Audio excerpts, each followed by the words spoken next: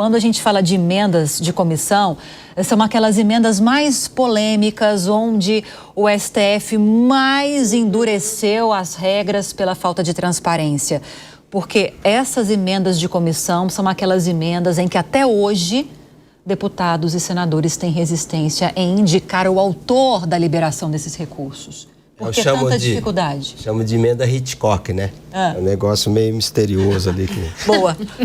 Ninguém sabe direito para onde vai e de onde veio. O Congresso Nacional, isso é muito interessante para a gente entender um pouco o quadro político, é um Congresso de direita, de centro para a direita. Sim. Então, se você verificar aqui essas comissões da maior importância, estão do centrão para o lado direito. A CCJ ficou com a União Brasil? A CCJ, que é a comissão que distribui os outros assuntos, é do União Brasil. O PL tem cinco comissões, então é um congresso muito de direita, atuando no governo aí que a gente sabe que é de esquerda. Então, esse é um ponto. E um congresso, como eu falei há pouco, um congresso muito poderoso. O Congresso brasileiro é o mais poderoso do mundo em termos de recursos, eu não tenho dúvida disso. 50 milhões, do dinheiro, né? 11 de emenda Hitchcock. Então é um Congresso que manda e manda muito, tira presidente, põe presidente. E você tem uma configuração partidária que não é uma configuração partidária que se alinha com o governo, com a área executiva do governo. E essa sinalização do Eduardo Bolsonaro de ficar nos Estados Unidos para lutar contra... É uma coisa muito interessante, porque a direita, normalmente, ela não se alinha aos valores democráticos, à liberdade, né? Ao longo do tempo. Hitler não ligava para isso, Mussolini não ligava para isso, Orbán não liga para isso. Então você tem uma direita que reclama os direitos democráticos de defesa. Você fala mais a extrema-direita, né? Ou a direita como um todo? Você tem essa visão? Não, Eduardo Bolsonaro é de direita. E ele está nos Estados Unidos reclamando para um governo de direita um tratamento justo, um tratamento equilibrado no julgamento do seu pai. Isso me parece uma novidade do ponto de vista das relações entre direita e esquerda. Mesmo no Brasil, você vê a direita reclamando do Supremo, reclamando da celeridade, né, da rapidez com que o processo está sendo conduzido. E isso é um aspecto novo nessa relação entre os dois campos e na relação do Congresso com o Executivo. Cíntia, eu queria ouvir o seu ponto jurídico desse movimento do Eduardo Bolsonaro. E depois o político com você, claro. Maria.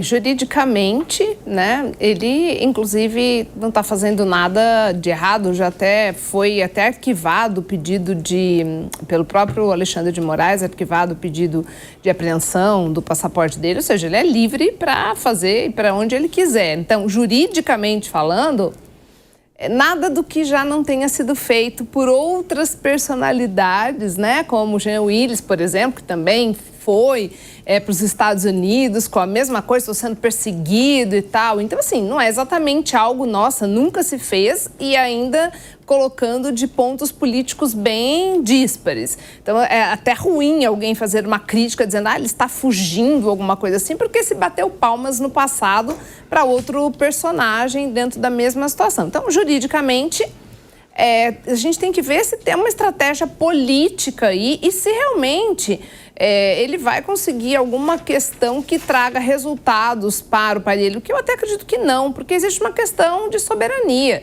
Então, o Trump resolve o problema lá ou não resolve no país dele e nem tem que se meter aqui, honestamente, né? Então, não tem que misturar uma coisa com a outra. Ele pode ir lá fazer alianças de outras ordens, mas isso não vai trazer um resultado, não vai impactar na questão, pelo menos na minha ótica, né? E nem deve também, porque só falta isso agora.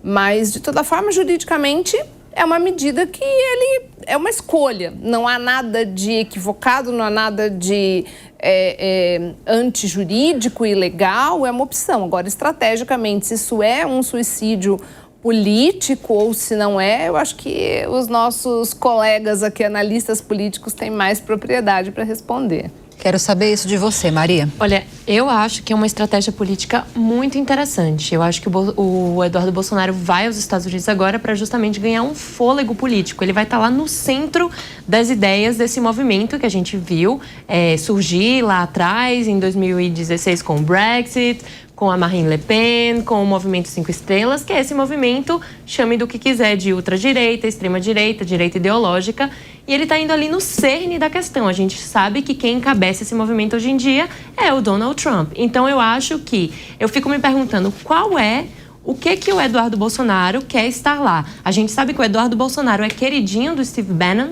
O Steve Bannon, para quem não sabe, foi estrategista de 2016 da campanha do Trump, é um dos idealistas de todo esse movimento que eu descrevi anteriormente, que ganhou muita força. Então, eu acho, a meu ver, o Eduardo Bolsonaro está indo lá ganhar apoio internacional, conseguir se mobilizar, fazer um curso, quem sabe, lá dentro do furacão, aprender, cunhar, estreitar alianças, criar novos movimentos, criar força política e ganhar um fôlego aí para 2026 para conseguir uma campanha forte e viável para uma direita mais ideológica. Para os governistas, ele está fugindo, Rubens. É o que os governistas têm que falar, né? A oposição tem que ser contra, né? Por definição, a oposição... Agora, como disse a Cíntia, a esquerda cansou de fazer isso. O que o PT, Lula, recorreram para a AIA, para os organismos internacionais, ONU, isso foi a saciedade, eles tomaram essa medida aí de apelar para as forças democráticas do mundo quando se sentiram ameaçados.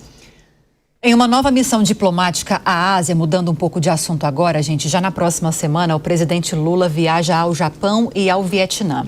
No Japão, ele deve negociar a abertura de mercado japonês para a carne bovina brasileira.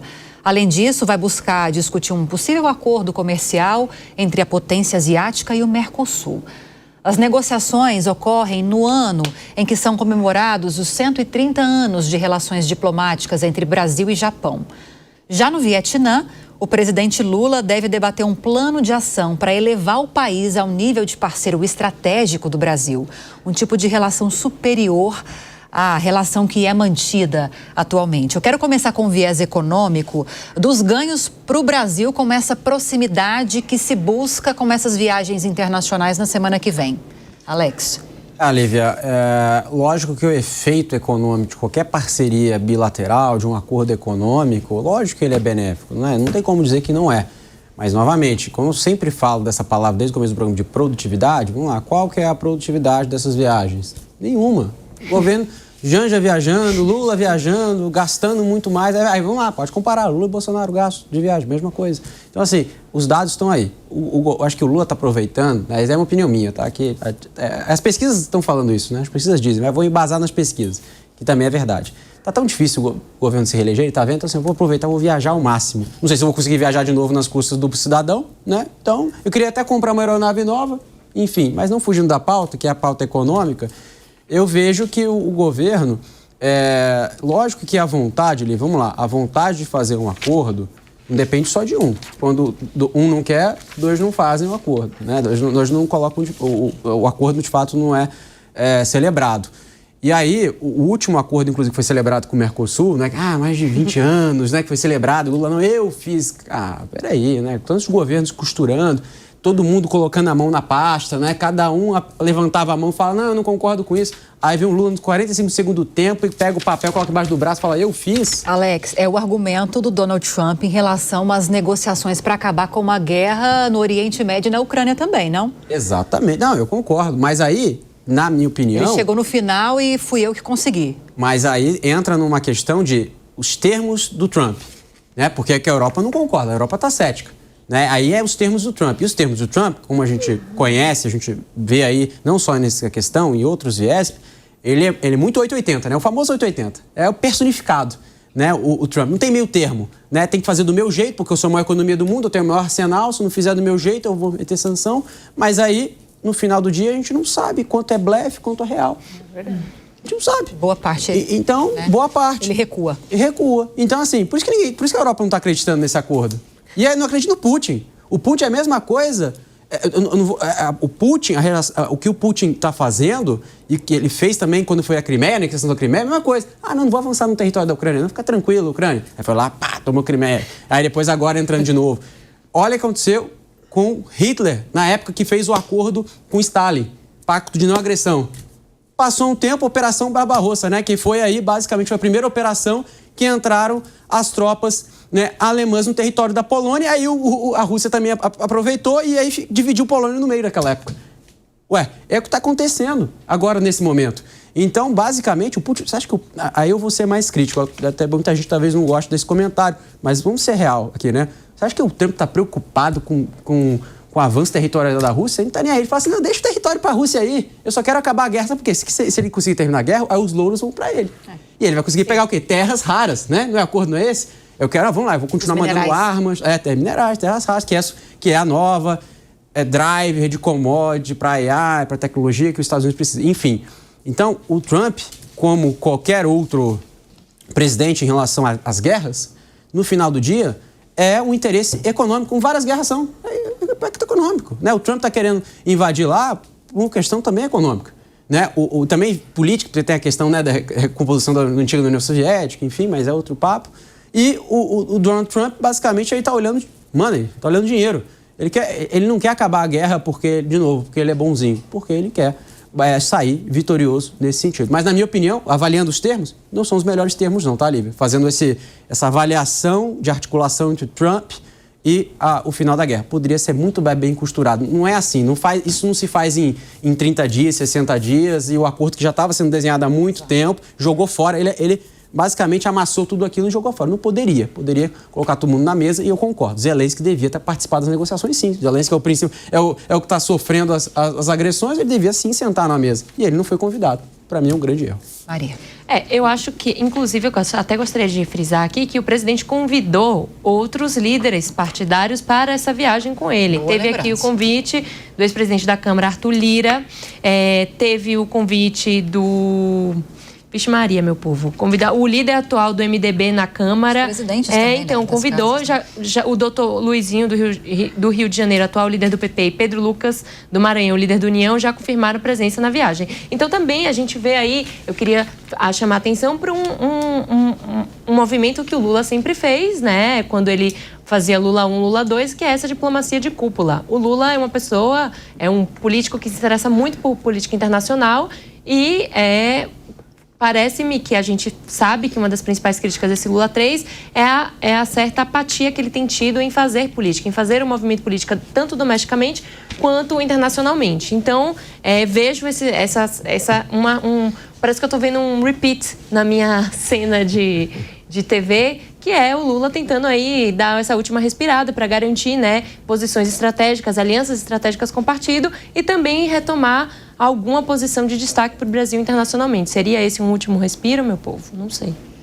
Sobre essas viagens internacionais, para além dessas articulações com autoridades e personalidades partidárias sobre as quais a Maria falou agora, você vê algum efeito prático, econômico, até político dessas viagens agora ao Japão, ao Vietnã, Rubens? Olha, existe um estudo do Daniel Buarque que é muito interessante. Ele entrevistou 110, se eu não me engano, players da diplomacia mundial, para ver como esses players enxergam o papel do Brasil internacionalmente. E a quase unanimidade foi o seguinte: o Brasil não consegue resolver seus problemas e quer resolver os problemas do mundo, né? Então, o Lula já falou que ia acabar com a guerra no Oriente Médio tomando cervejinha com os líderes de Israel e do Hamas. Quer dizer, a coisa não é por aí. Então, desse ponto de vista, a atuação do Lula e do PT na política internacional é muito ruim.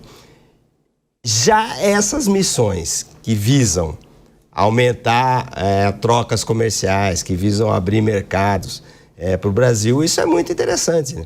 E parar com aquela linha de que o Brasil só se relaciona com países... Exatamente.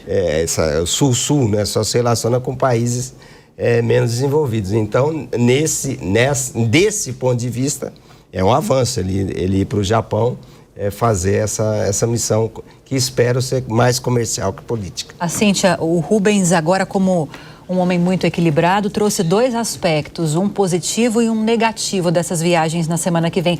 Qual se sobressai, na sua opinião? Lívia, eu ouvindo aqui os meus colegas de bancada, eu compartilho aqui das opiniões, né? Eu entendo que, primeiro, para a gente sair, na nossa vida cotidiana, para a gente sair viajando, a gente tem que estar com a nossa casa em ordem. É uma questão mínima de organização orçamentária, de economia doméstica. Então, em termos de timing, me parece péssimo.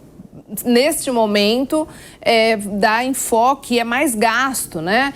Mas, realmente, se houver desse resultado algo que venha para afirmar parcerias e que coloque o Brasil com extensão de vínculos internacionais, pode ser positivo. Só que nesta balança, eu entendo que não é o momento e também não sei mensurar qual seria o resultado prático, como se falou aqui. O quanto isso vai impactar? Nossa, se tivesse um estudo, isso vai trazer para o Brasil um X aporte de exportações, a gente vai ter algo que vai trazer um resultado expressivo, então a gente mensura o gasto e mensura o investimento. Por hora, o que dá a impressão é que é só um gasto que se faz.